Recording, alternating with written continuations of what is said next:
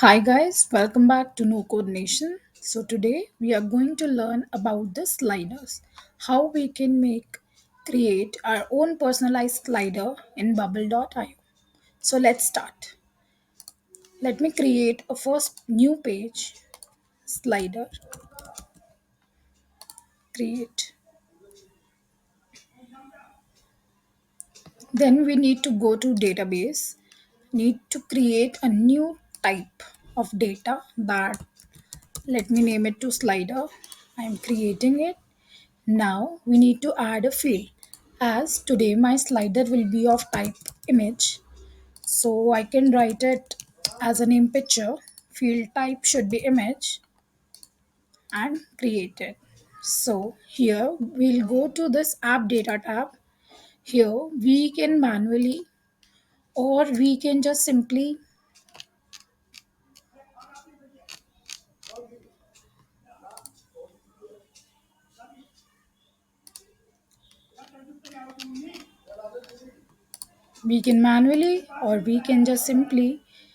upload via CSV into the bubble database. For example, here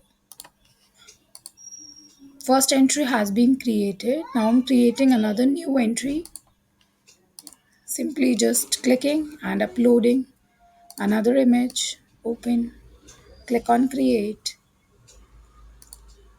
and the entry has been updated. Let me create one more entry.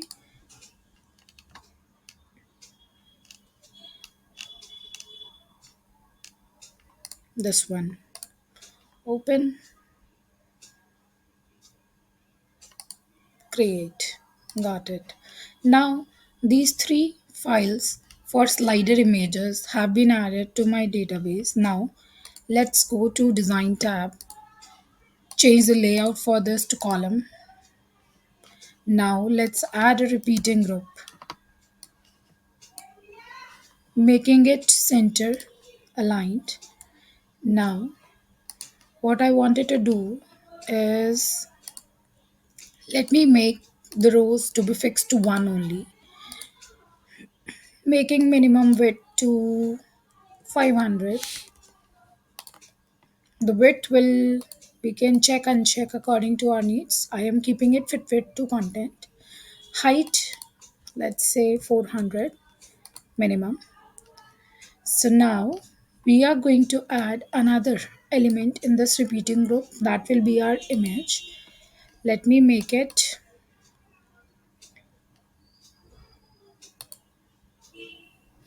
likewise. Now let me add dynamically data from the database. How we can do it? Simply just click on this dynamic image, insert dynamic data. Now it will show us what type of data we wanted to choose. Why it is not displaying anything? Because we haven't select type of data for our repeating group. For example, here, this repeating group, I haven't chosen the type of content. Plus, the bubble will also give you an error because for repeating groups to work, it should always have a type of content. For example, here we'll be having slider and data source will be our do a search for slider.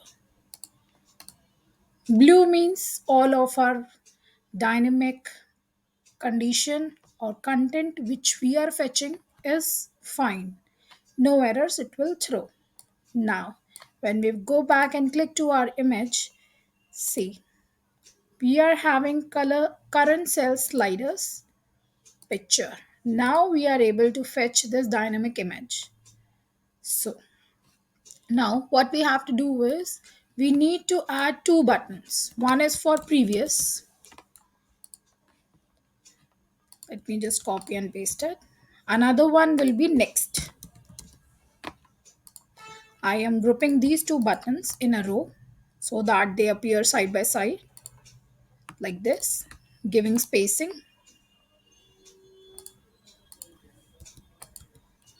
Now I wanted them to be center aligned. They are. And I want to give it a margin top of 20 also so that there will be a space. Now we are going to add a workflow to our previous button. Now click on add workflow, go to element actions, show previous. Here you can check the element, it auto selected it to repeating group slider. Same with this button next, just click on add workflow, go to element action, show next. Now let's see in the front end what changes has happened, whether it is fetching our value or not.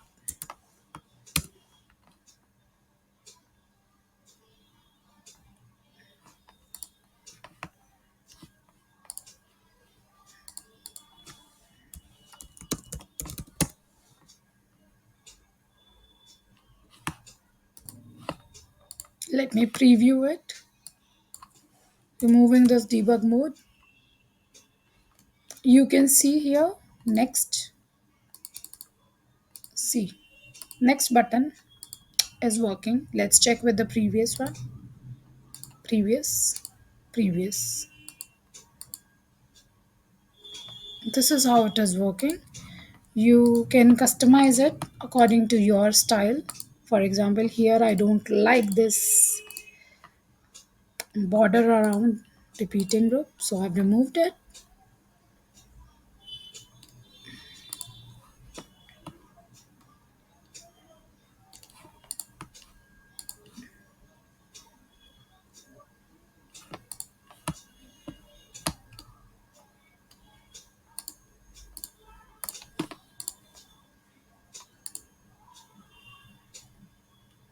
No border. I wanted it to be center aligned.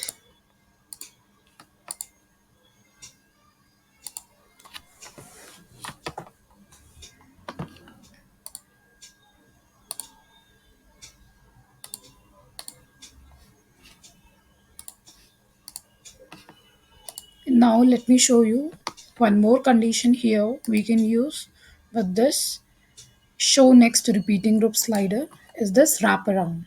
So currently our application does not wrap around. For example, here this is the last image form that we have loaded in the slider data type. So it is not going on the next image. Like there is no next image, so it is not going forward. Same with the previous also. This is the first image and it is not going back to it. So what we can do here, we can go to workflow tab again, go back to here and we can set wrap around. We can check this wrap around. Now let's see what happens here.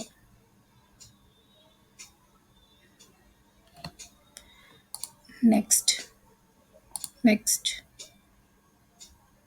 next.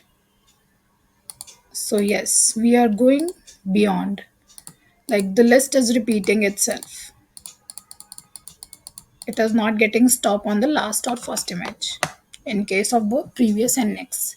So one more thing which we can do, for example, we wanted our slider to auto rotate. What we can do every 5 seconds. We can create a new event, go to general, do every 5 seconds. What we can do here, we can just simply show next wrap around. So now after every 5 seconds, the image will always show next image.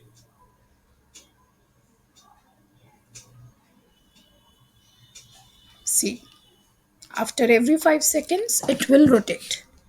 One thing to note here also is just to check wraparound because we are making it auto rotate, otherwise, it will stop at the last image.